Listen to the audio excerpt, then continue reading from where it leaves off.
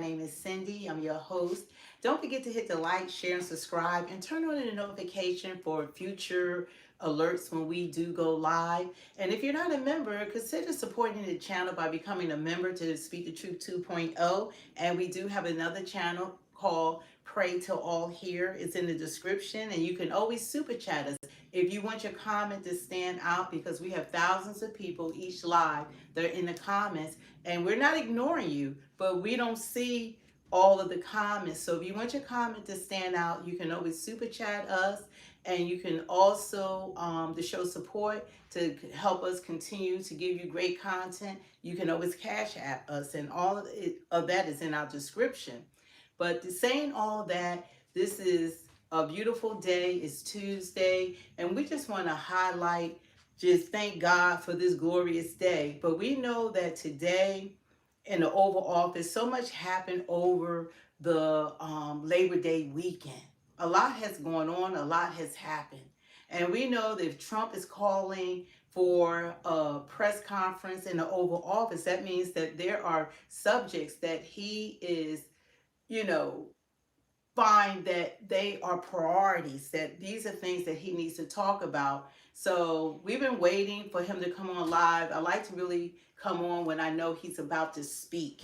So we waited as long as we could, but we said, let us come on and, just welcome everyone into our live chat. And we do thank you for joining us. I expect Trump today to talk about, hopefully he's going to talk about the mass shooting and what happened in Minnesota with that shooter. Like, I haven't heard him make a comment about that as of yet. He never made a comment about the CDC shooter that took the life of that police officer. So hopefully he's going to touch bases on that, because when Press Secretary Caroline Leavitt did her last press conference a few days ago, a reporter asked about when is he going to say something in regards to that awful, horrific killing of those children and those 17 wounded individuals. God rest their souls. I mean, imagine going to church and you're not safe. So anyway, hopefully he's going to give us more information, like what moves are he going to make, like are there different programs, like what's going on. And I expect him also to talk about, they said over the weekend there were 55 shootings in Chicago. And we know there's a lot going on there. So I'm expecting him to say something about that. I don't know whether or not that he's going to be able to send the National Guards, because they said that's going against the Posse Act, that you're not supposed to send the military for domestic issues, I guess, on American citizens. So they're saying that he's breaking the law in that aspect. And there's a judge in California that has ruled that he had broken the law by sending National Guards, which was obviously needed in California because the police could not handle what was going on with the attacks on law enforcement. So in that aspect, I could see him, because you had non-citizens that just was taking over our cities. So anyway, I expect him maybe to go more into detail in regards to perhaps sending the National Guards to Chicago. But Governor Pritzker and Mayor Brandon Johnson are totally against them sending the military. Now, I have heard what they have said. They said that they're not saying that they don't want the help. They just feel as though that sending the military, that they don't feel as though that's what he should do. But what they have said is that, hey, that they welcome like help with the policing and help with programming and all that. And when Governor Pritzker has spoken out, he said, he tried to imply that Trump was defunding the police. He said that the programs that they had, that he had taken millions of dollars, I guess, out of programs for the youth, for the police departments, and he was saying all sorts of things. There's a protest happening right now in Washington, D.C., probably about the National Guard being there. Well, these are probably the Republicans, make D.C. safe and great again. So I don't think anyone should be pushing back on having safer communities, safer environments. Everyone wants that, but it's not in just one community. It's in all of our communities. We want to make America. I remember when Trump was running for office, he said, make America safe. So you want all America safe. And that means you have to go throughout all the cities to make America safe because there's crime in every city. Some are highlighted more than others. And we know these are facts. So I expect that he's going to talk about, and I believe that he has an amazing cabinet. And it seemed like that they can get together and get to the root of a problem because the military is not going to solve crime. That's not their job. Their job is to fight for our freedoms. Their job is to fight against other countries that are attacking us. That's what they're supposed to do. They're not supposed to fight against American citizens. And they're not the police. They're not taught how to police. Their job is to attack an enemy, and American citizens aren't the enemies. So I could see how it's getting sort of like misconstrued by what his intentions are, because when you bring the military in, there are laws that we all have to abide by. So I guess the way that he's going about it is what has to be curtailed. So I'm quite sure that they'll find a better way, but I think that they need to have a department, that maybe he needs to have another department and put people that's in these major cities, because they said 13 of the highest crime cities are red states, are the red states.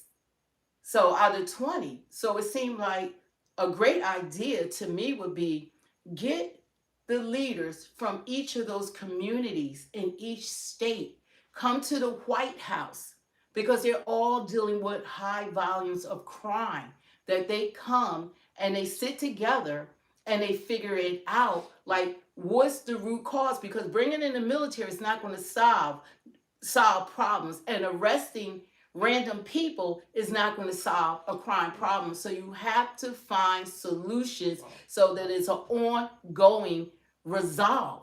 No, you're the delusional one because it's not just black people committing the crime. But if you guys want to talk to us, you guys got a super chat. But I had to reply to that. Yeah, well, they have to make it. They want to talk because we have thousands of people that's in a super chat. So if you want us to respond to you, we're not ignoring you, but we can't see the comments. So you have to, if you highlight it, we'll read it and we will respond to it. Can I say what they said? No, Okay. no. So just moving on. So we have a problem. I thank God for one thing, that crime rate is down. All in all, crime rate is down. So there is progress. I don't know we'll reach zero in every city and state in America, because we have had open borders now. Our borders have been open and we have everyone here. We have criminals that aren't locked up running around in our country right now that have committed murder, that have committed rape, that have committed theft, burglary. They have committed all sorts of heinous crimes that are running around in our country. We have terrorists that are here. This is told by our administrations. We have 350 terrorists. We have 2 million gotaways. We got Trinidad Raga, NS-13. We got cartel. We got, 54,000 Chinese nationalists. We got all sorts of people in this country. So this country is not the same. It's not the same. It was giving bans to the Taliban. Yeah, so it's a lot that's going on, and we're not going to know exactly what the plan is for all of us. Because if we want to keep America safe again, we're going to have to go to the root of these problems. You're not going to solve problems by sending the military and to police United States citizens. That's not going to solve it. You have to have a plan. And like I said, I think what they should do is have a new department from each one of these states, because they know their people. Each state is different.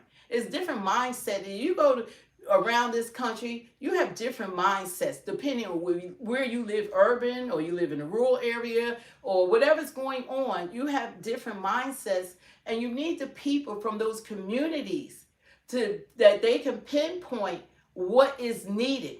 And I think that that's what we should invest in. We should invest in long-term solutions, not this. Military is short-term. This is not a long-term solution. It's not solving the problem. It's putting a band-aid on it, and would like somehow everyone feels safer when you're no safer than you were before, because there are problems. Yeah, There are problems. and I'm really excited to hear what he's going to talk about, what he's Yeah. not going to talk about. Like, Yeah. what the things that he's going to not talk about is really going to stand out to me. Like that shooter. I hope he talks about that shooter. But we'll see what he talks about. Yeah, I'm excited because and then he was talking about now if we look at international, we want everybody on. Don't like put out everybody in here because we want to hear from you guys, because this channel is for the Republicans, the Democrats, the non-voters, because I personally believe the only way that we can solve problems if we talk about it. And we know that people don't agree. You can agree to disagree. We know everyone is not on the same page. We know that everybody wants to hear what they want to hear. But that's not reality. Reality is that we're not going to solve anything unless we put it on the table. Counselor, with great friends of mine, I think I can say. He's live. Here go Trump. Every one of them, I rate a 10.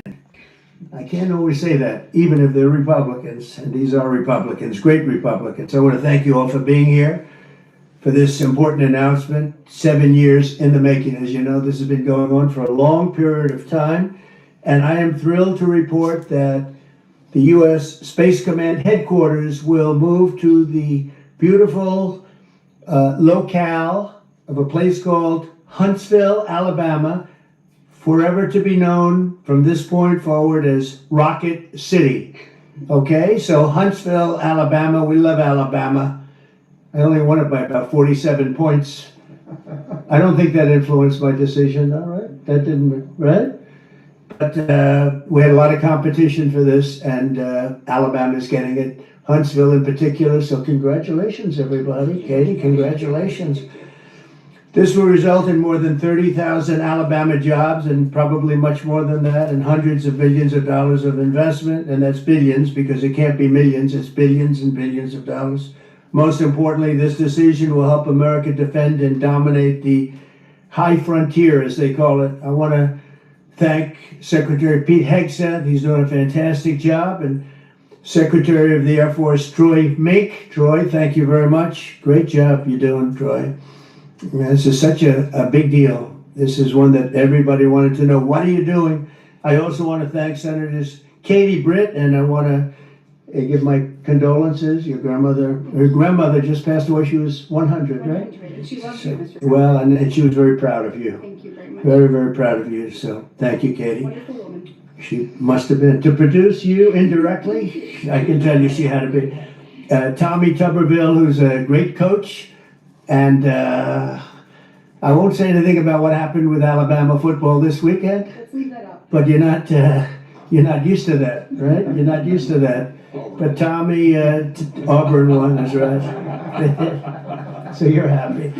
Tommy's been a great senator, as you know, and fantastic guy all around. He was also a tremendous coach. House Armed Services Committee Chair Mike Rogers. Thank you, Mike. With Mike. Mike, thank you very much. Doing great, Mike. Representatives Barry Moore, all great friends, Robert Adderholt, Gary Palmer, and Dale Strong. Thank you all very much, fellas. Appreciate it. In my first term, I created a thing called Space Force. So important. You know, we were losing the race in space very badly to China and to Russia. And now we're far and away #1 in space, and reestablished Space Com with a mission to protect American space assets and detect any threat to our homeland.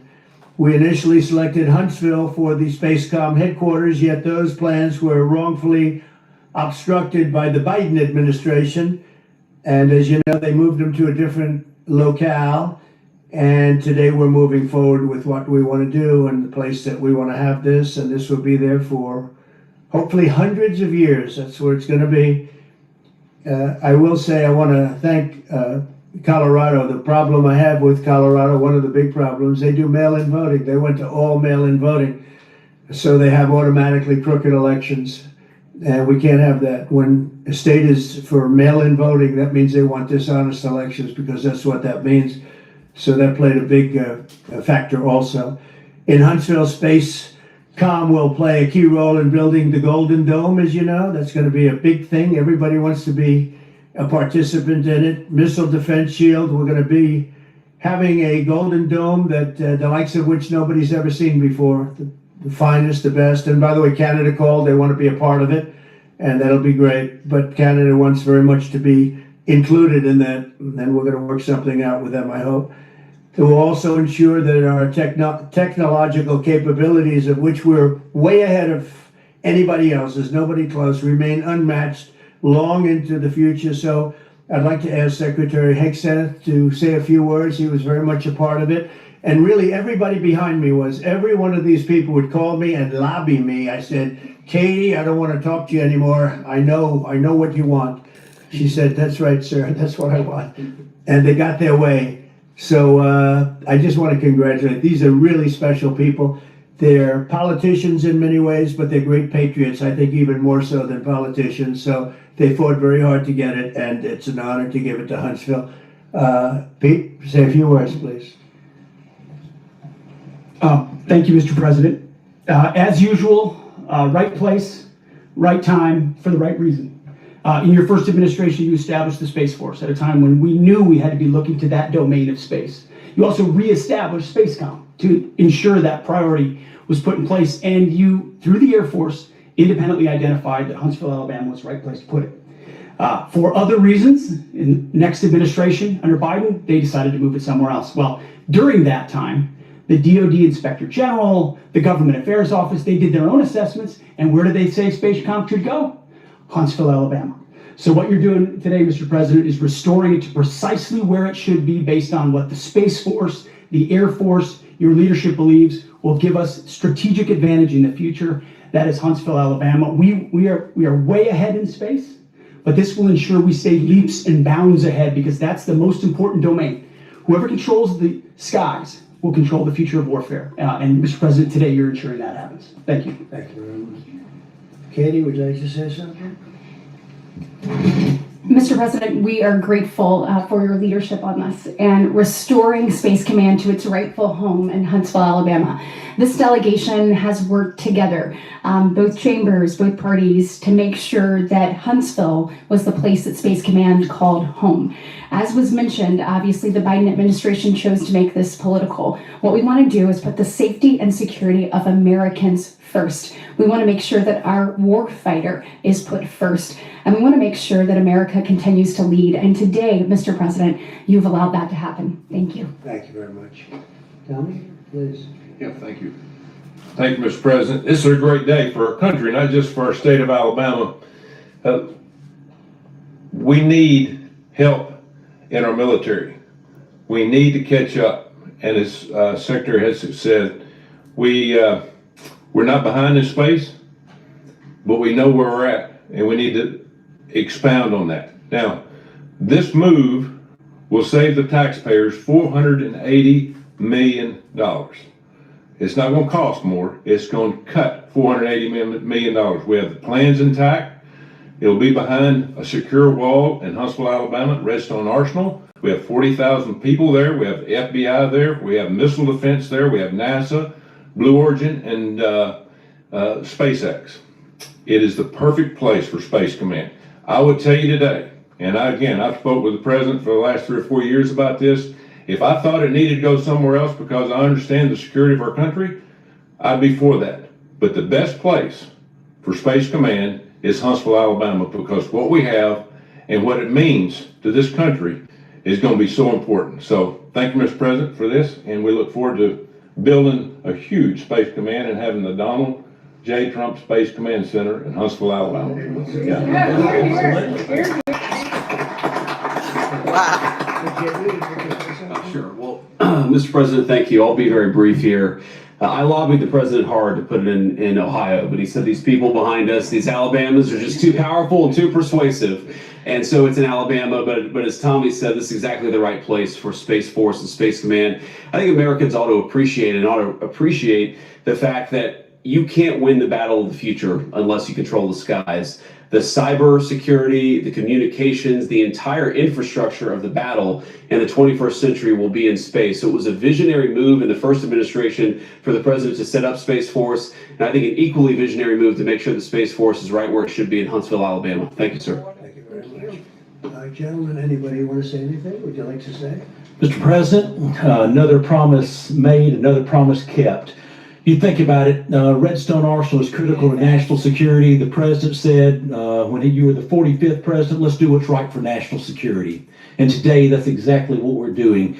It's not because of this or that, it's because it's right for national security. You think of the 21 categories that were evaluated to determine what was best for national security. All indicators pointed back to Huntsville, Alabama, and Redstone Arsenal. We have the right people at the right place at the right time. Mr. President, on behalf of the people of the 5th Congressional District and all of Alabama, thank you for keeping your word. Absolutely. Thank you very much. Anybody?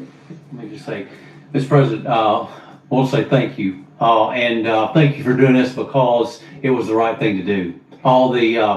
When they looked at all the numbers, Huntsville was the place to go, and like you say, it was unfortunately pulled out, but you made it right. So I want to just say thank you again for a grateful nation, and to the state of Alabama, we're very grateful. Thank you, and God bless. Thank you. Thank you very much. Please, go ahead. Thank you, Mr. President. Throughout history, militaries has always understood that whoever could hold the high ground held the advantage. Space is the ultimate high ground. And what we're doing with moving the Space Command to Huntsville is absolutely critical to our maintaining dominance in that sphere. And it goes hand in hand with what we're trying to do with the Golden Dome and missile defense to defend against anyone else who tries to enter that sphere. So thank you, Mr. President. Thank you very much.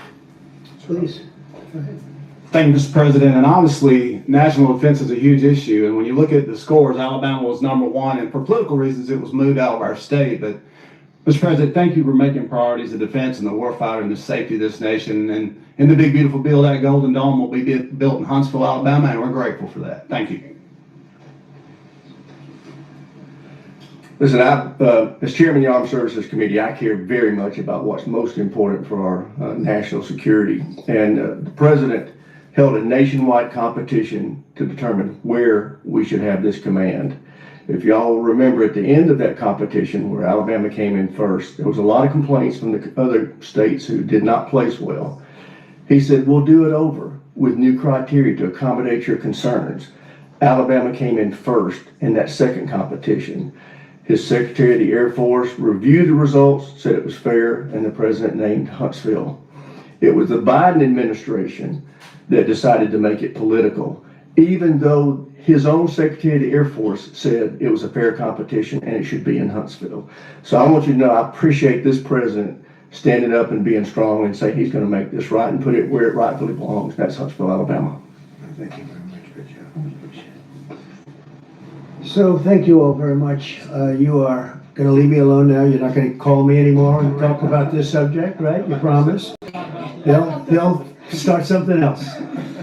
But I just want to congratulate you. It's a very big deal. When you come out and when you leave the room, you'll see that we just, over the last few minutes, literally shot out a boat, a drug-carrying boat, a lot of drugs in that boat.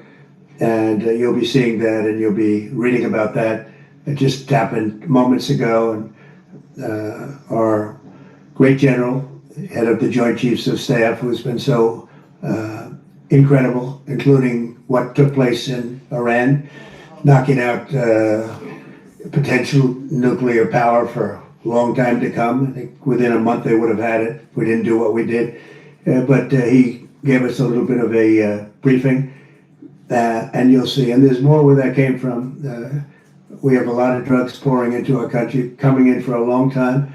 And we just, these came out of Venezuela and coming out very heavily from Venezuela. A lot of things are coming out of Venezuela. So we took it out, and you'll get to see that after this meeting is over. Do you have any questions, please? Yeah, please. Senator Somerville, you talked about the cost savings associated with this announcement. Can you talk about the strategic benefits by having Space Force Command headquartered in Huntsville? Well, it just works because we have so much else there. And having a central, you could call it a central command, but it really is a command station. Also, even locationally, where it is, and when you think about flying distances, if you can save a half an hour as fast as some of these planes go and things go, and even the rockets go, if you can save by having the best location. So we went out, as you know, to experts, and we had 4 different groups come up of experts. They all said this was the best location. I also loved it from the standpoint, I know the people of Alabama, they are great people, work hard, and there's no games, and they're very proud of it. And I would say they fought harder for it than anybody else also. A lot of states, 5 states really wanted it, but they wanted it more. And I kid you not when I say that these people, they spoke to me a lot. That's all they wanted to talk about. They didn't want to talk about the weather. They only wanted to talk about moving to this location, moving to Alabama, Huntsville in particular. So we're honored to do it. They really wanted it badly, and they got it. Peter? President Trump, something completely different, but not a big viral social media trend over the weekend. How did you find out over the weekend that you were dead? You see that? No. People didn't see you for a couple days. 1.3 million user engagements as of Saturday morning about your demise. Really? I didn't see that. You know, I have heard, it's sort of crazy, but last week I did numerous news conferences, all successful. They went very well, like this is going very well. And then I didn't do any for 2 days, and they said, there must be something wrong with him. Biden wouldn't do them for months. You wouldn't see him. And nobody ever said there was ever anything wrong with him, and we know he wasn't in the greatest of shape. No, I heard that. I get reports. Now, you knew I did an interview that lasted for about an hour and a half with somebody, and everybody saw that was on one of your competitors. I did numerous shows, and also did a number of truths, long truths, I think pretty poignant truths. No, I was very active over the weekend. They also knew I went out to visit some people at the club that I own, pretty nearby on the Potomac River. And no, I've been very active actually over the weekend. I didn't hear that one. That's pretty serious stuff. Well, it's fake news. You know, it's just it's so fake. That's why the media has so little credibility. I knew they were saying, like, is he okay? How's he feeling? What's wrong? I said, I just left. And it's also sort of a longer weekend, you know, it's Labor Day weekend. So I would say a lot of people know I was very active this Labor Day. I had heard that, but I didn't hear it to that extent. Go ahead, Peter. We know that this country has a huge problem with school shootings. You've said that you're open to sending the National Guard pretty much anywhere. Would you ever consider sending an armed National Guardsman to every school? Well, we have a big problem with school shooting, but we also have thousands and thousands of schools that run perfectly. You know, they talk about you can do things construction-wise, and that's really, I think nobody knows more about construction than me. You can build the construction doors, you can build what they call safety doors, where they lock on the outside, the inside, and every place else. Well, but if one of these lunatics happens to get through, then the police can't get in. Then they're looking for keys all over the place, and it takes them. I mean, you know, a lot of disadvantages to doing, you know, spending billions and billions of dollars and actually making it safer in some way for some of these lunatics that we're dealing with. But I don't think so. I've thrown out the concept. We have great teachers that love our children. The parents love the children. Teachers love the children too. And if you took a small percentage of those teachers that were in the military, that were distinguished in the military, that were in the National Guard, et cetera, and you let them carry, that's something that a lot of people like. I sort of liked it. I'd have to be studied, but they're trained. They know about weapons. You can't do it with every teacher because most teachers don't know, and you know. But I always thought that would be an alternative. But it just we've had a lot of instances. Other countries have also. They have different kinds of problems than we have, but we do have. There's something going on. And it's a bad thing. Yes, please. Have you spoken with President Putin in the past week? Have you spoken with President Putin? Yeah, I don't want to. I have learned things that will be very interesting. I think in the next few days you'll find out. Will there be any consequences if there isn't some type of announcement of a meeting with President Putin and President Zelensky? Yeah, there will be. We're going to see what happens. We're going to see what they do and what happens. I'm watching it very closely. Last week they lost 7,000 between the two countries, 7,313 soldiers to be somewhat exact, for no reason whatsoever. And they're Russian and they're Ukrainian, but they're soldiers. I want to see it end. Yeah. Have you decided you're definitely going to send National Guard troops to Chicago? I didn't say when, but the answer is, look, Chicago's very interesting because I watched Pritzker get up and say we don't need help, we're safe. But 2 weeks ago, they had 6 people murdered, and they had 24 people hit by bullets. Last week, as you know, was 7 people, 24 people hit, and 7 people died. And then over the last 2 days, that was the crown jewel. They had, I guess, 9 or 10 killed, and 50 hit with bullets. And you have this governor get up, who's a terrible governor. Probably he and Gavin Newsom would be probably the 2 worst and most naive. They're naive. Either they're naive or they're very untruthful. And he'll say, we don't want any protection, we don't need. So in the last 3 weeks, he's lost almost 20 people killed. There's no place in the world, including you can go to Afghanistan, you can go to places that you would think of. They don't even come close to this. Chicago is a hellhole right now. Baltimore is a hellhole right now. Parts of Los Angeles are terrible. If we didn't put out the fires, and I mean the other fires, the bullet fires, they didn't do a good job with it. They should have had the water coming down, like I said. We had to release the water. We had to go in and release the water to LA. It's so badly run. But if I didn't send the National Guard into Los Angeles, I would be making an announcement today. I'd be talking about Huntsville, and I'd simultaneously be saying, by the way, the Olympics is not coming to Los Angeles. If we didn't do that, and even the sheriff, the top law enforcement person in Los Angeles said, we could not have handled it without them.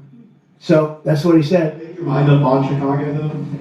Well, we're going in. I didn't say when, we're going in. When you lose, look, I have an obligation. This isn't a political thing.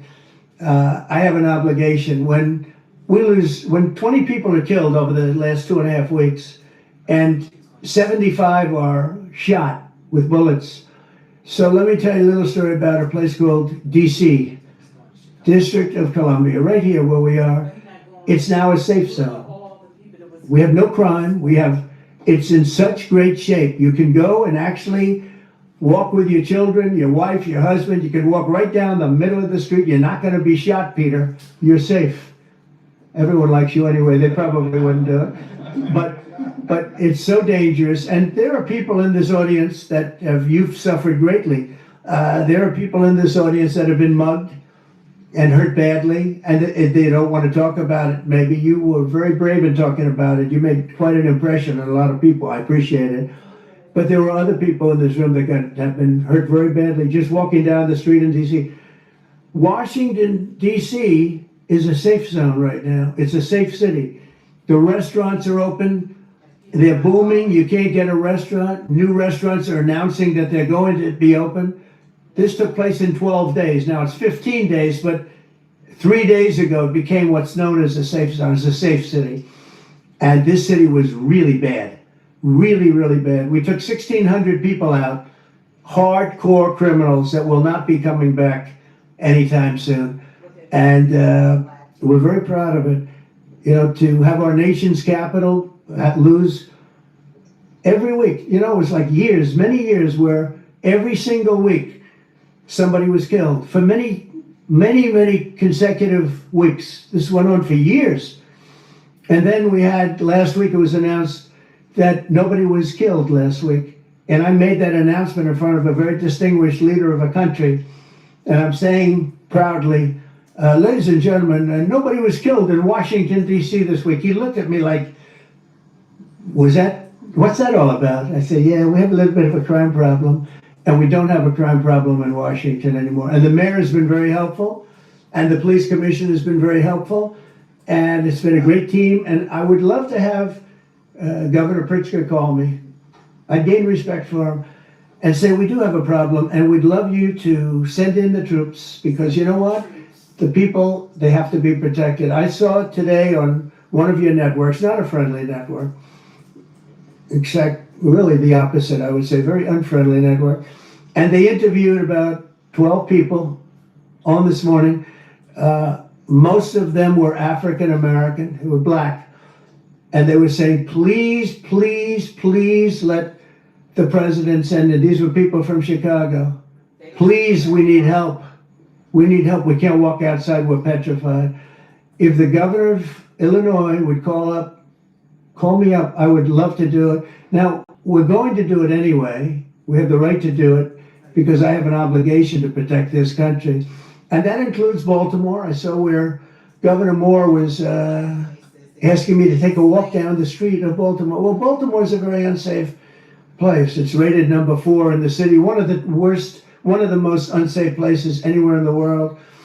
But, you know, we took care. This was a beautiful thing that happened in Washington because we showed that it could be done. And this wasn't just sending big, strong guys, and they are big and they are strong. You know, we had a great decision from the Supreme Court that had to do with sort of talent. It had to do with you are put down based on merit.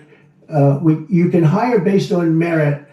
So merit for a soldier or for a policeman is strong, physically fit, something, you know, having a certain ability, not a person that is woke and got the job through woke, but wasn't strong enough to lift a gun out of the holster, et cetera, et cetera. Now, I looked at the police, as you know, last week I went over, we had a meeting there had to be 300 people, and they were all very impressive looking. And when the bad guys see them, they're not going to do a thing. And so I'm very proud of Washington. It serves as a template, and we're going to do it elsewhere. But Chicago is certainly going to be high. I would love to have him call. I would love the governor of Illinois. I'd be honored to take his call. All he has to do is say, sir, we need help. It's out of control. And everyone knows it is. He's not kidding anyone.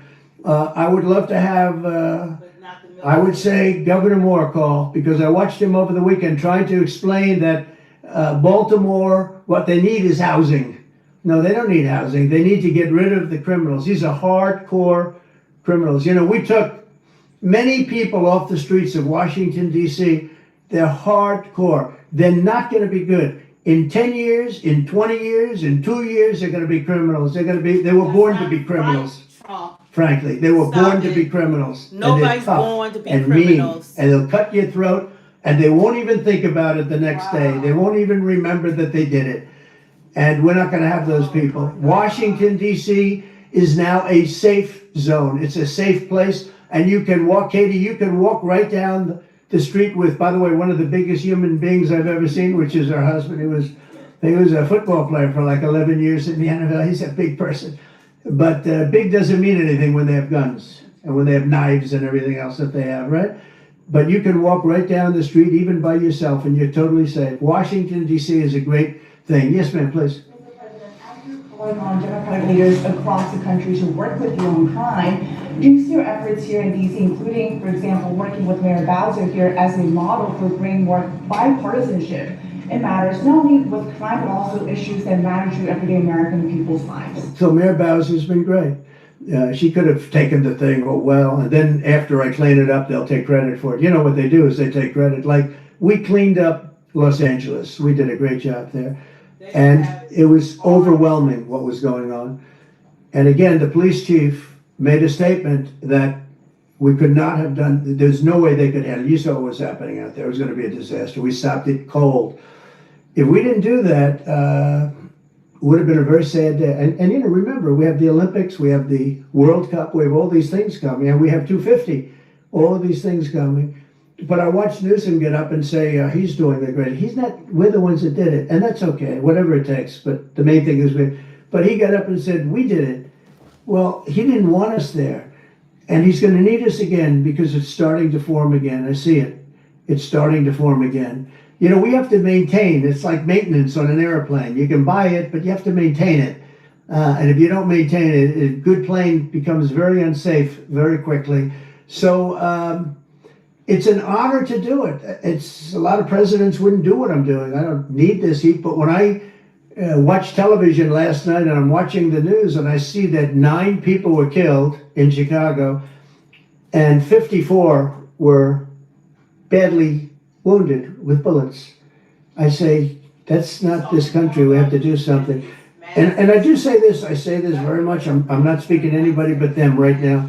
I would love to receive calls from governors and mayors saying they need help. We'll help them. We have a lot of people. We have a great force. We have a great military force. You know, Pete will tell you that when I was running for office, and this was a big headline, I think, you know, probably got me a couple of votes, but you couldn't sign people in the military. Nobody wanted to join the military, the Army, Air Force, the Navy, Marines, Space Force, Coast Guard. We never forget Coast Guard because they've done such a great job. Never.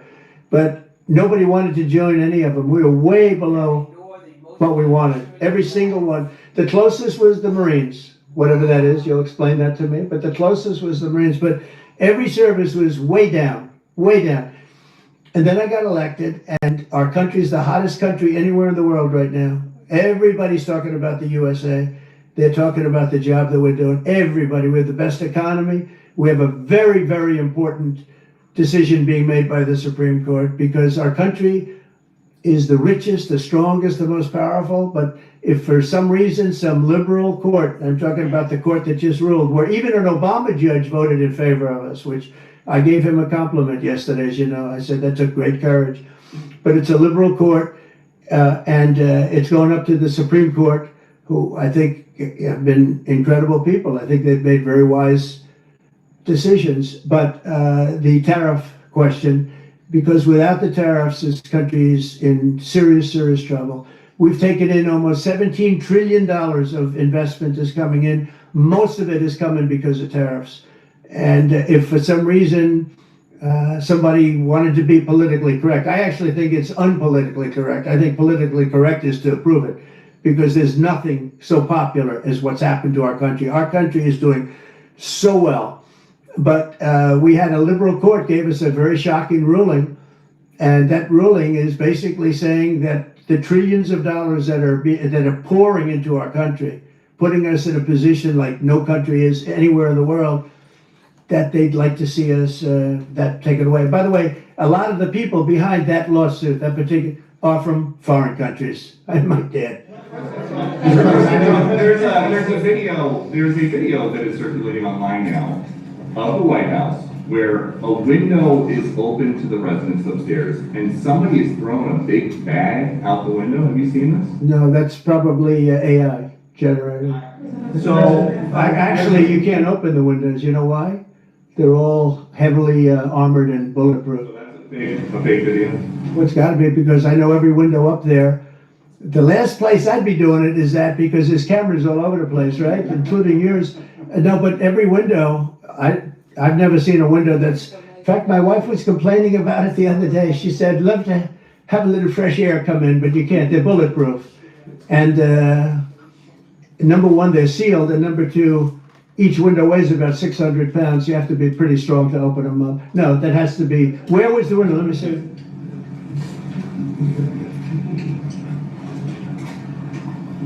Maybe from the renovations.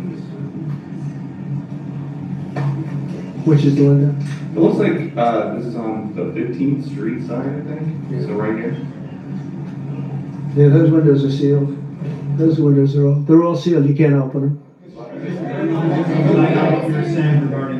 It's the kind of thing they do. And one of the problems we have with AI, it's both good and bad. If something happens really bad, just blame AI. But also they create things, you know, it works both ways. If something happens that's really bad, maybe I'll have to just blame AI. But there's truth to it because I see so many phony things. I saw something as I was growing up from the time I was a baby till now. I said, who did that? It was AI generated. So it's a little bit scary, to be honest with you. But those windows are all very heavily sealed.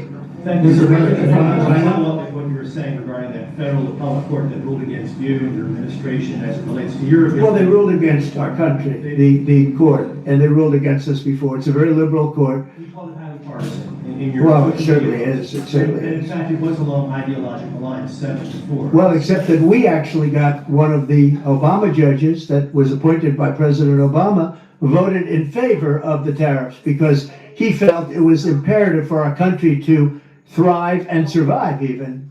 And I gave him credit. I said, you know what? That took a lot of courage for him to do it because you don't see that often. So my question is, I imagine, I suspect you're going to appeal that all the way to the Supreme Court. Well, we already have, yeah. In fact, we're doing something else. We're going to be going to the Supreme Court, we think tomorrow, because we need an early decision. I mean, look, the financial fabric of our country, we're a rich, incredible country right now, and we're able to, you know, other countries use tariffs on us for years, and we never did. I did a lot during my first term, but then we had COVID and we had to focus on other things. You couldn't be tariffing Italy, Spain, France, as they were dying by the thousands and millions.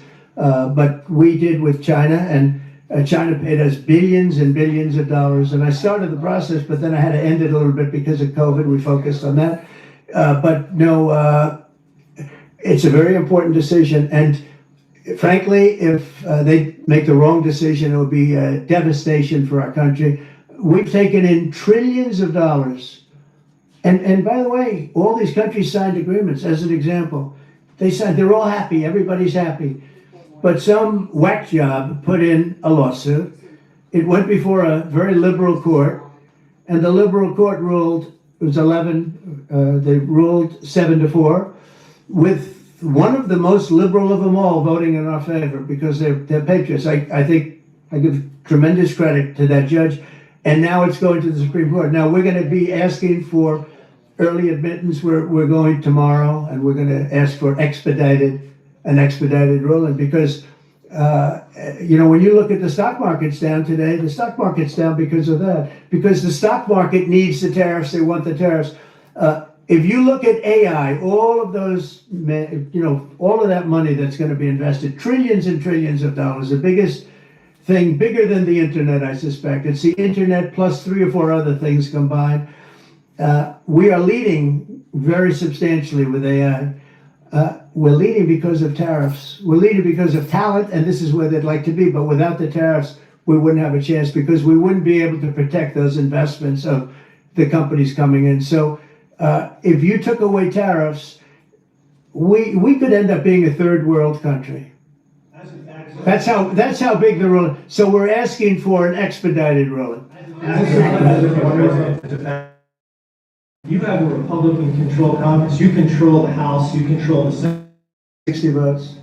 We don't have 60 votes. I'd love to do that. Oh, if we had 60 senators, if we got the 60 votes, we would get them. But we need 60 votes. So we need, you know, a certain number in the House. I think we'd get, I don't know, we have about 5 of them here. Would everybody agree with me on tariffs? Without tariffs, we're a different country. We have taken in so much money. And here's the thing. We signed a deal with Japan. They're paying us hundreds of billions of dollars. We signed a deal with South Korea. We signed a deal with the European Union. We signed a deal with Europe. And those countries are paying us $950 billion. And they're happy about it. They're okay. As one of them said, it's amazing that we got away with it so long. One of my friends, a leader of one of the countries, and they're fine with it. They all signed. If that ruling ever went against us, I guess we'd have to give back hundreds of billions. We would have to give trillions and trillions of dollars back to countries that have been ripping us off for the last 35 years. And I can't imagine it happening. On a legal basis, they have no legal basis whatsoever. But on a common sense basis, it would destroy America. Okay. We talked about controlling the sky. On Sunday, the satellite signal Ursula von der Leyen's plane was in With Ursula? Well, she had an interesting event. She's a tremendous woman. And so what are you asking me about her? NATO was concerned about it. Sure, NATO was concerned about it. Well, nobody knows where it came from, but they did take away her ability to use a phone. You know? Sometimes that's a good thing. Sometimes that could happen to me. I'd be very happy. Considering reducing the tariffs on on India from 50%. What does that mean? Are you considering taking away some of the tariffs that you've imposed on India? You had posted. No, we get along with India very well, but India has, you have to understand, for many years it was a one-sided relationship. Only now since I came along, and because of the power that we have with tariffs, India was charging us tremendous tariffs, about the highest in the world. They were about the highest in the world, number one. And we therefore weren't doing much business with India, but they were doing business with us because we weren't charging them. Foolishly, we weren't charging them. So they would send in massive, everything they made, they'd send it in, pour it into our country. And therefore it wouldn't be made here, which is a negative. But we would not send in anything because they were charging us 100% tariffs. And, I'll give you an example, Harley Davidson. Harley Davidson couldn't sell into India. There was a 200% tariff on a motorcycle. So what happens? Harley Davidson went to India and built a motorcycle plant. And now they don't have to pay tariffs. Same thing as us. So what we're doing is literally thousands of companies are coming into the U.S., car companies, AI, but more traditionally car companies. We have so many car company factories under construction or being designed right now. And they're coming from China, they're coming from Mexico, I must tell you, and they're coming from Canada. A lot of them coming from Canada. But they're coming into our country because they want to build here. And they want to build here for two reasons. Number one, they'd like to be here. And number two, the tariffs are protecting them. And number three, they want to avoid paying tariffs. When they build their cars here, they don't have any tariffs to pay. When you build here, you don't have any tariffs. Mr. President, in light of the Minnesota shooting last week, the Department of Homeland Security is now awarding more than $100 million to hundreds of faith organizations across the country to help them ramp up security. What's your vision for further protecting religious liberty across the country amid incidents of threats? So religious liberty is so important, and we're talking about every religion now, and we're doing things on that nobody else has ever done, and we're going to be having a big announcement in about 2 weeks on that question. Yeah, please. On Space Command, sir, are you concerned that people may not be willing to relocate from Colorado to Alabama? No, I'm not worried. Then we'll get somebody else. The problem with Colorado is they have a very corrupt voting system. I have so many friends in Colorado. Anytime you have mail-in voting, you have corrupt elections. Very simple. It's very simple. Even Jimmy Carter said it with his commission. They set up a commission with him and Scoop Jackson and some people, highly regarded people. And they said the finding was, if you have mail-in voting, you will have corrupt elections. Well, your radical left governor decided that he was going to have all mail-in voting in Colorado. Once you have all mail-in voting, and for whatever reason, the Democrats cheat. And they cheat like, they're not stupid. That's the only thing. They're no good on policy. They're no good in management. They're no good at government. But they're great at cheating. And they stick together, too. I give them credit for sticking together. Mr. President, please. Obviously, this is a big win for national security, moving this to Alabama. We all can agree with that. Big. Is there any idea of the economic impact this has on the state and on that local area? Katie, do you want to answer that? Look, Please go. This is going to be tremendous. The state of Alabama, what we've seen through this process is the worst of Washington. We've seen politics get in the way of what is best for the warfighter, what's best for national security. And the state of Alabama is about to show the country the best among us. So we know the economic impact is going to be tremendous. There at Redstone Arsenal, we're proud to house everything from the FBI to headquarters there for material command to a number of things. We obviously have NASA with Marshall Space Flight Center, and so this naturally fits within. When you look at the decision matrix that they placed in front of us, that's why we ranked so high, is because we have the resources necessary and the ability to build out quickly to meet the needs in front of us. As far as economic impact, it would be tremendous. Does anybody have an exact number? 1,600 jobs. 3,000 spin off. With 3,000 spin off. Look at this. This is teamwork right here. So we are really proud, and the people of Alabama are ready to get to work. And I've got a Halloween question, if you could, just for a second, Mr. Yeah, President. please. Owning a home and going about the American dream seems like it's not in touch for a lot of Americans. Just recently, you pushed out a statement about addressing an emergency housing situation. That's right. We're thinking about doing that. Yeah, can you just... Well, we need a little help from the Fed. We have a man named Jerome Too Late Powell. You probably heard of him. He's too late. He's way too late. And the economy is so strong that it's pushing through that. Normally it would have been much tougher, but we're doing so well that we're pushing through. But it makes it very hard for people to get mortgages because too late is too late. Very simple. He's too late. And probably political, whatever. He wasn't too late before the election. Before the election, he was cutting rates, right? Because he was hoping that, I guess, Biden would get in, or that Kamala would. He was a big Biden guy. Explain that one. And then he was a Kamala person, but he was hoping, I guess, she'd win, I guess. I don't know. It didn't work out too well. But yeah, we need a very serious cut. You know, I think that if you look back many decades ago, the United States was always the lowest, even if they were doing badly. The United States was, because without the United States, everything in the world would die. It's true. It's so powerful. It's so big, and I made it really big in the first 4 years. Then it started to degenerate with what this Biden administration did, but we built it up to a level that I never thought we could be at this quickly. We're the hottest, we're the best financially. The money coming in is so big because of tariffs and other things, but because of tariffs. Tariff gets us even those other things. Plus it gets us great negotiating. I settled 7 wars, and numerous of those wars were because of trade. And numerous of the trade deals that I made were because of tariffs. It gives you a great negotiating ability. If that ability were taken away from us by a liberal court acting on essentially foreign nations asking to get help from the United States government, when they've been doing this to us for 40 years, that's why we have $38 trillion in debt. We won't have it for long if they let us if they allow us to do what everybody knows we should be able to do. Yeah, please. Mr. President, another Biden-era action that you're now reversing is that you signed a deal last week to make federal buildings adopt and embrace classical architecture styles again. Can you talk to us about why you do that, and also what's your vision? Well, we want to see beautiful buildings. Now, you know, it's in the eye of the beholder. I've seen architectural reviews over the years. I'm an expert at it. I've gotten a lot of great reviews. But I've seen buildings that I didn't think were very good get great reviews, and I've seen great buildings get bad reviews. So, but it's just a standard. We want to have a good standard. We're building something here, you know, for 150 years they wanted a ballroom at the White House. We're doing something at the highest level using great architects and all. And, you know, it's very exciting. But we have a lot of interesting things happening architecturally in D.C. And D.C. is like a different place. And, you know, even the contractor said, sir, we walked down today, we feel like much safer. It's like a different place.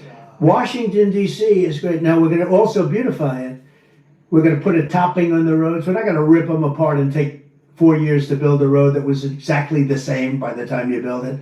But we're going to put toppings. We're going to put new medians in. We're going to get the graffiti off. We're going to put tiles up in the tunnels where the tiles are missing. And we'll do the whole tunnel instead of, you know, a little area where you see new tiles, old tiles that never look too good. But they could use it. You know, they've been up 50 years. They've served their duty.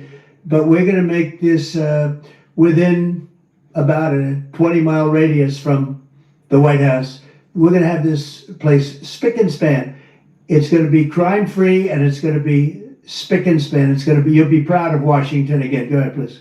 Sir, China's having a massive military parade that President Putin and Kim Jong-un will be attending. Do you interpret that as a challenge to this? And are you concerned at all about those countries? No. Some sort of counterweight? Not at all. China needs us, and I have a very good relationship with President Xi, as you know. But China needs us much more than we need them. No, I don't see that at all, no. And I had actually a very good meeting with President Putin a couple of weeks ago. We'll see if anything comes out of it. If it doesn't, we'll take a different stance. March today in California ruled that your deployment of National Guard troops to Los Angeles was illegal. Do you have any response? Well, it was a radical left judge.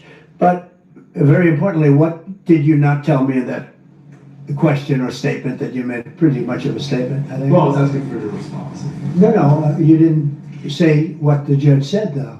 The judge said, but you can leave the 300 people that you already have in place. They can continue to be in place. That's all we need. But why didn't you put that as part of your statement? Because the same judge ruled exactly as you said, except the judge said that you could leave the 300 people that you already have in place. They can stay, they can remain, they can do what they have to do. Thank you very much, everybody. We appreciate it. Thank you. Thank you. Boy, that was an insightful news conference from the President of the United States. Whether you agree with President Trump or not, whether you voted for him or not, he's the President of the United States of America.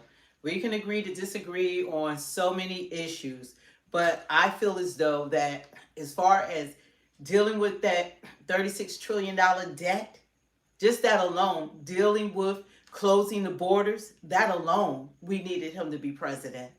And there was no one else that was in position to do what Trump has accomplished in like 7 months. So I believe in giving credit where credit is due. That does not mean I agree with everything. Just no one agrees with everything, but we can be honest and agree with the accomplishments that he continues to make. Because right now, India, China, and Russia are meeting and coming together.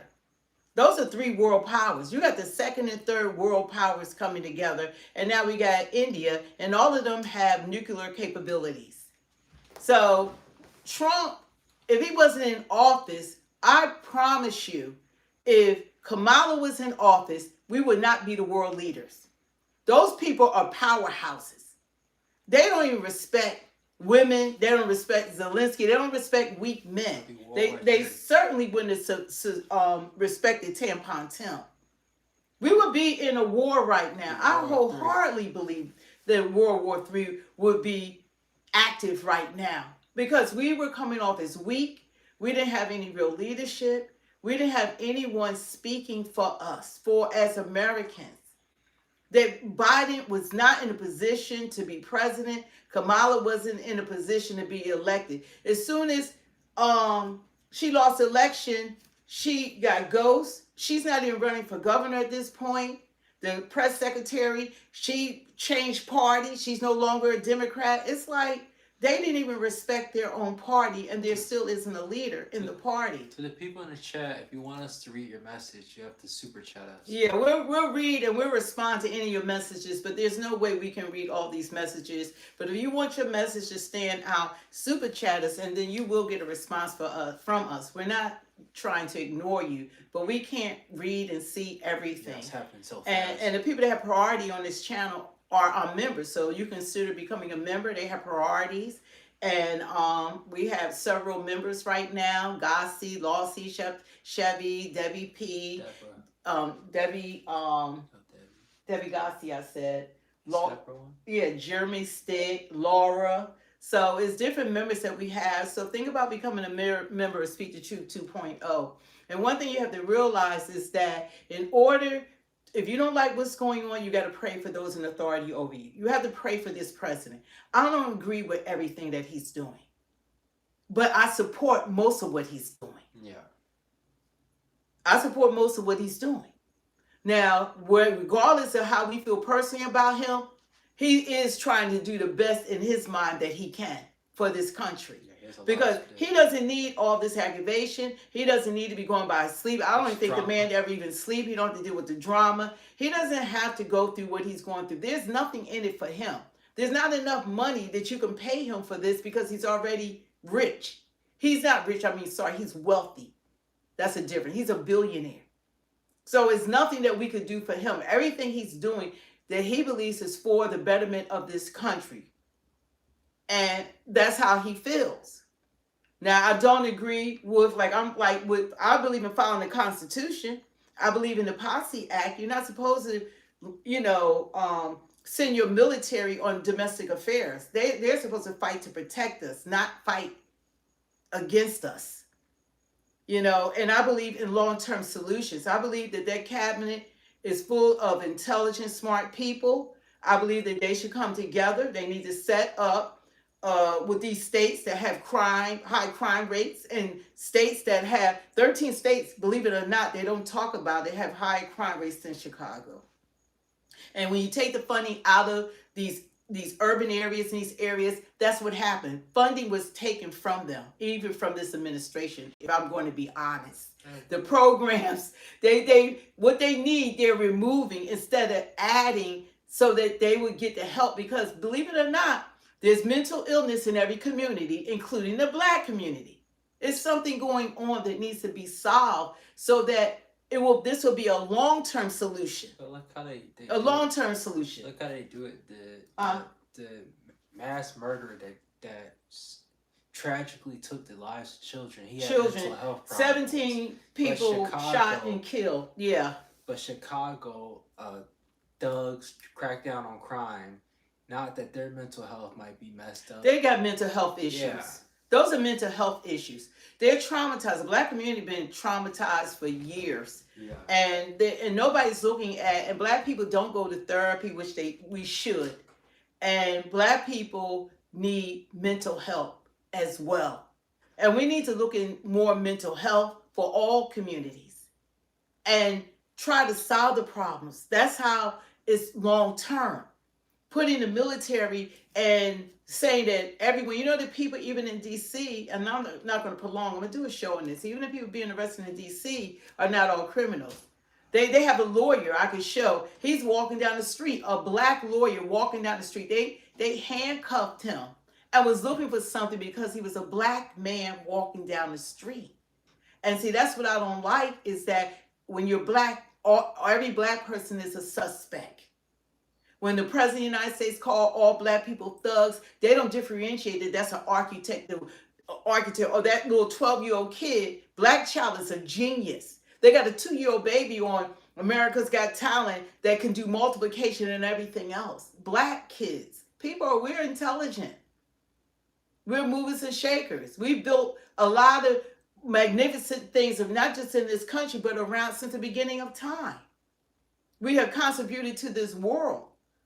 And we don't want to blindside it when there's a few bad apples in every community. Those mass shooters that don't represent all white people. And neither should certain people with bad behavior represent all Black people. That's not right. I don't want my son or us to go in the store and you're targeted not because because of the color of your skin. Not that you can afford it. Not that we have money. We are well-to-do. Black people are well-to-do. We're not impoverished, but they show you the lowest of the low. The only time other crimes from other ethnicity hits the news channels for everyone to see is when it's mass shootings and it's swept under the rug. But I believe that mental health is an issue for all communities. And the Black community has mental health issues as well. So when you see the shootings in Black communities, why? There's a mental health issue there. There's a lack of opportunity there. There's a lack of people pouring in the community to relegate the different funding that would support whatever the need is. And that's why you need people that are in the community to say what their need, because every community is different. Some people you can talk to straight up. Some people you got to come another way that they understand better.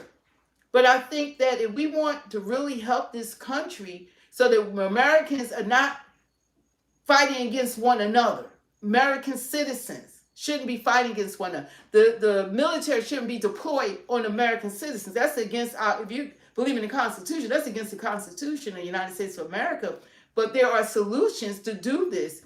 And we really want long-term solutions. Because if you send a military in and you're just trying to get bodies to make them slaves to work the farms because you're getting rid of the illegal immigrants, that's a long-term solution for you.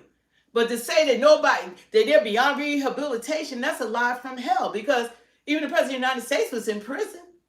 I mean, he was in prison, but he's considered a criminal. But he's rehabilitated. And you can never say that about a child. And it does matter where people come from and what their environment is. Some environments are about survival. You don't understand because you never had to survive like different communities. The white community, you had lower income people, really lower income and they have to survive. Yeah, it shapes you where you're from.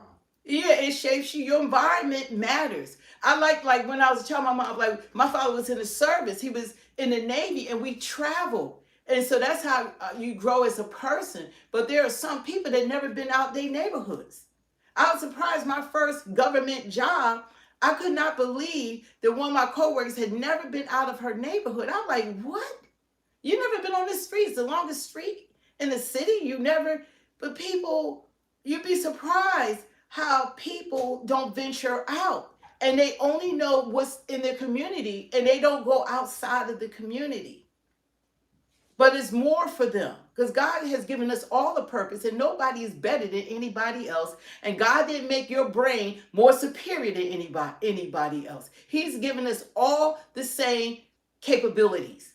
But education matters, and all education is not equal. It isn't equal. Everyone's not given the top of the notch students, teachers, or they got the best facilities and they got the best computers and books and educators. That's not supplied in every community because you got a school. That don't mean that some of them teachers come and you wonder how did they graduate from high school.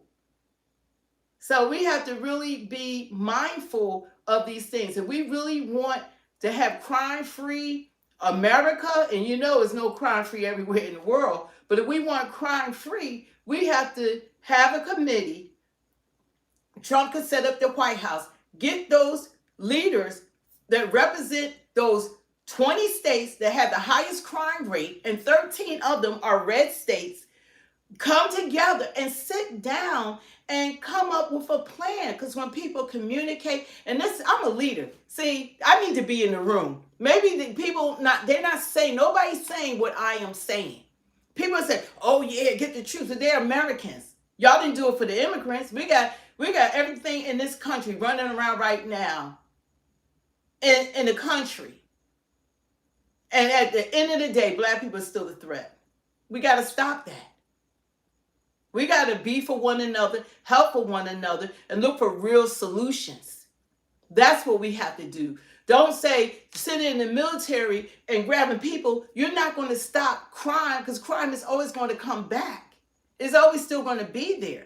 You got to get to the root of what's causing all those billions of dollars that was being spent, $2 billion for illegal immigrants in Chicago. None of it went to the Black community. That was Black taxpayer dollars, and they did nothing for the communities. They got to beg and scream, jump up and down, but the Democratic Party is completely for LGBTQ and for illegals. They don't talk about Americans. It's not about Americans, Black, white, and whatever. They talk about illegal immigrants and LGBTQ. That's it. That's the whole agenda, and abortion, excuse me.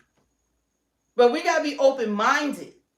And if I can have a voice, that's what I would say. And that's someone thinking outside the box if you are serious about long-term solutions. Because the Democrats was never for solutions in the Black community.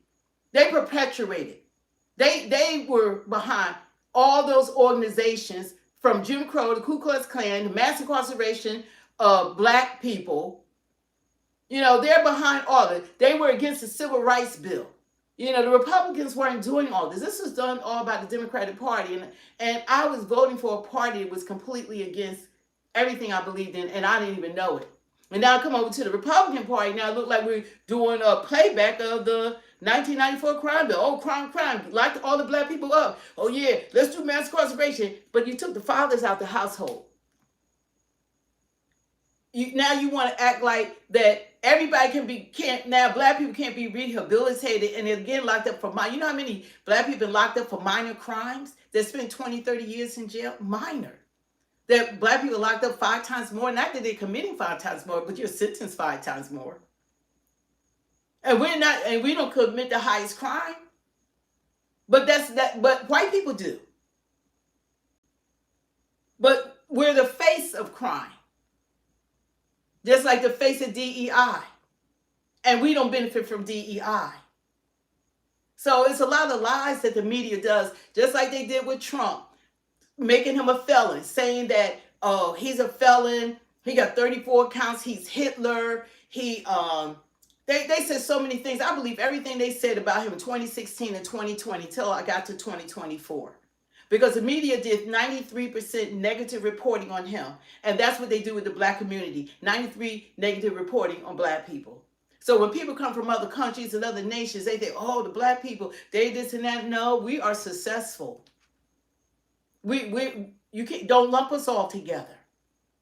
Everybody has impoverished and criminals in their communities. And these are facts. All communities have that. All communities. It's not one community that has that. People not walking around afraid like that. And all communities have issues. But if you want to solve the problem Chicago, they never wanted to solve the problem. That's why it continues. Nobody wants it. They like the black kids killing one another and all that. That's less black people. They enjoy that. They want it to end. Then they send them to prison. Then they're raped in prison. Then the men get HIV or become gay. And then they got Planned Parenthood and black people are eliminating their babies. I think it was 2 million, whatever. It's like to keep this community at a certain level. At a certain level. But when you have black fathers that are making a difference, then people don't like that neither. That's rearing their kids properly. So we're gonna touch on these things because we're gonna be one nation under God, and we're gonna be for all the people. And we gotta put aside our prejudices and our racisms and all the isms. And we have to be real. We have to be real and speak the truth. That's what we have to be. But I believe that they need to have a cabinet, set up a cabinet, and get these 20 states with these highest crime rates and 13 that are higher than Chicago. And they need to meet and they need to come together and solve the problem. Solve the problems. See, I'm a problem solver, and that's why I need to be probably sitting in a damn White House. Because you need problem solvers. Not to label everyone and lump everyone together, because that's not life. That's not how it is. And don't say like just one group of people. That's a lie. What we got run around this country, we are not the threat. We are not the threat. You said nothing about the school shooter. Yeah. Like nothing school shooters, mass shooters get swept. They were troubled mental. We're mental too. We have mental issues too. Help us as well. We have mental health issues as well. Those are mental health issues that's not being identified. You got to identify the mental health issues. It's something wrong. And you have so many people in leadership that they want it to continue. That's why it hasn't been stopped.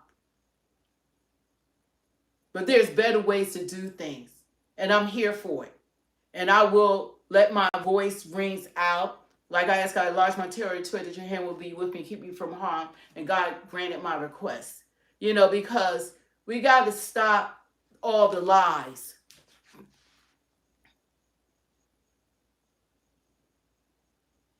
You're supporting Trump in spite of Epstein files. You know what? What I am doing, and thank you for your donation. And see, I can read that. What's your name? Sunel?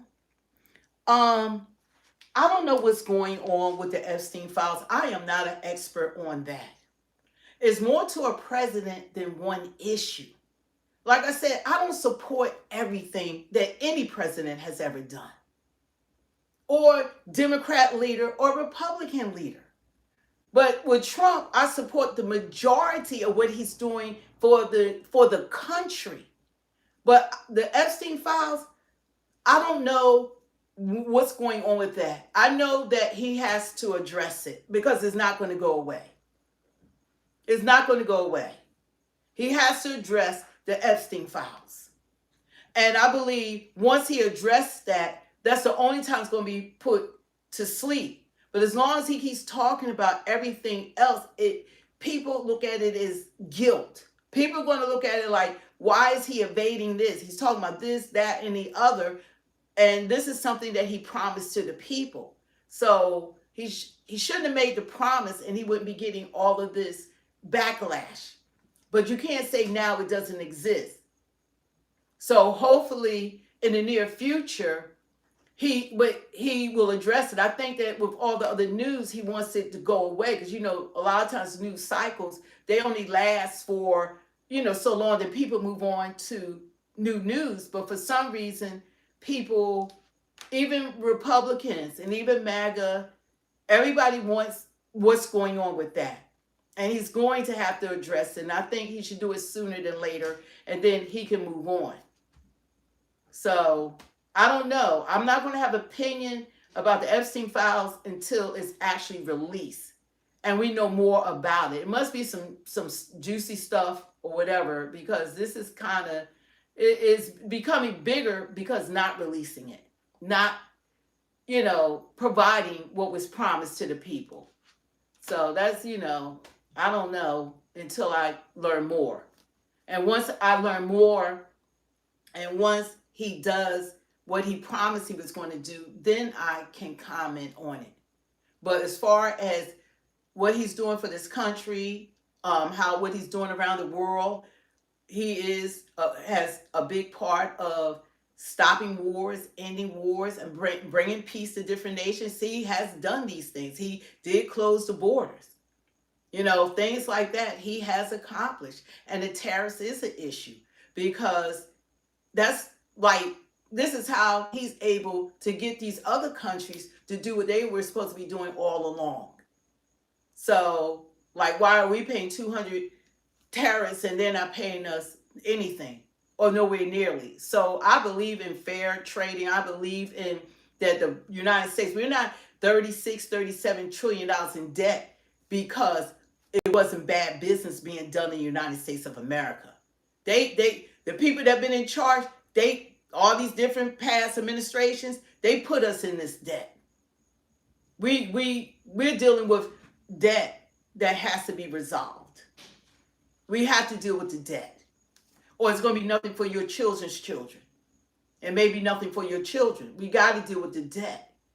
We have to have money coming back into this country, businesses coming into this country. So I'll be glad when these factories and different things start going up, and everyone who made these pledges from, what was it, Apple and all these different industries, from Taiwan and all these different companies that have promised, from Saudi Arabia. They said they're going to, I think, pour like $1 trillion into this country, building, with their businesses. And so I just hope that that everyone who said what they were going to do, that they keep their word, because we need to bring down the debt. And I don't think anyone else in office, or even if Kamala or Biden had won, the debt would not even be looked at. We would still just be, you get $1 billion, you get $1 billion, you get $1 billion. So we need someone that's financially savvy to know what he's doing and knows how to deal with world leaders, world business, and he's the guy for the job. So anyway, you guys, I'm gonna come back on. I'm gonna try to come back on here today, because I want to look at the Democratic side. I want to look at the Republican side. What's going on with crime? What's being focused? What's not being focused? What's a priority? What's not a priority? And, we're going to be dissecting, and hopefully someone in Washington sit down and say, oh, yeah, that's a great idea. We need to get these states that have a high crime, what are they doing, what they're not doing for these communities? There's reasons for what's going on. And some of them are mental health issues. And that needs to be addressed as well. So anyway, don't forget to hit the like, share, subscribe, turn on the notification bell. Think about becoming a member of Speak the Truth 2.0. Subscribe to my other channel, Pray Till All Here. I need to start working on it, but I want to do my sports channel. It's Truth Sports, because I love sports as well. And it's time for some football. And I love football. So, just stay blessed. And just, life is too short to live a lie and be fake and just be a people pleaser. It's too short for that. People spend all their time trying to get everybody to like them, that they're not even themselves. They go on their jobs and they hate that coworker, but you got to act like, so, we have to just be real, and be real to your children, with your family, with those around you. And if you are a good friend, be that good friend. Tell your friends the truth. You know, we just go along to get along, and that's not working. Anyway, you guys, don't forget to subscribe to this channel, turn on notifications, because when I upload, I want you guys to be able to find us. And I wasn't telling people in the beginning, but I want to upload, but I want people to be able to find the channel, Speak the Truth 2.0. And that this way you'll receive a notification if you like the content. If you like, I know my moderators, thank you guys for doing your jobs and everything, keeping the channel moving along, and I do appreciate you guys. So I don't take any of them for granted. And our members and whatever, I don't know why Jack ain't a member yet, but it's okay. So, hey, Speak the Truth. We're Speak the Truth 2.0. We're not Speak the Truth. So God is good all the time. God is good. And beloved, above all, I wish that thou may prosper and be in health, even as thy soul prosper. I want to put that prayer over you guys, and enjoy your day. Stay safe, and join us perhaps a little later on. We're going to try to come back on. It's hard doing a couple of lives, but you know, try to come back, join us, because I want to get into real conversations, talk about the hard stuff that people, they say, oh, you support Trump, you can. No, I talk about the hard stuff too. I talk about the hard stuff. You know, I'm not one of those channels that, oh, my subscribe just talk and don't talk about the hard stuff. Because I know if I talk against, and, you know, Democrat Party, oh, it'll be millions of people. I probably have 1 million subscribers right now, but I'm about speaking the truth 2.0 and talking about the hard conversations that people don't want to have. But that's how we come together. And my goal is to get our panel together, that we'll be doing the show, and like get a panel, start up maybe a panel or maybe 4 of us or whatever. And, you know, we're just, you know, bringing up topics and we're having these discussions. So that's like my next goal for this channel, and continue to build the channel, and that the content will get out there. So you guys tell people about Speak the Truth 2.0. They want authentic. We don't edit anything. We don't dress up for. We just authentic, real people, and that's it. And I think that surpasses anything when you're real and you're authentic. And we're not being paid by anyone. We don't get anything for this at all. This is using our time and effort to speak to you guys. But I believe that it's important. So anyway, you guys, thanks for joining us. I'm gonna try to do another live, and I want to do an upload, but I'm gonna try to do another live. And Elijah wants to start something for the younger people. We're gonna be like Elijah's Corner, talking about politics and how their viewpoints and how they see things as well. So I think that's gonna be interesting, and that'll be great. But I know that with him and I know we're the only like 2 mother and son that, you know, that have a show like this online, period. So tell people about us, tell us to join in, and thank you guys for joining us. God bless everyone. Have a great day. Don't forget to turn notifications, because I'm probably going to try to come back on. I got a few things to do, but I'm going to try to come back on. God bless all of you. And don't forget to subscribe to this channel. Show us support. Super chatters. Y'all can cash app us so that we can build this channel up. And we do appreciate all your support, especially your subscriptions and your likes. Thanks, you guys. God bless. Bye-bye.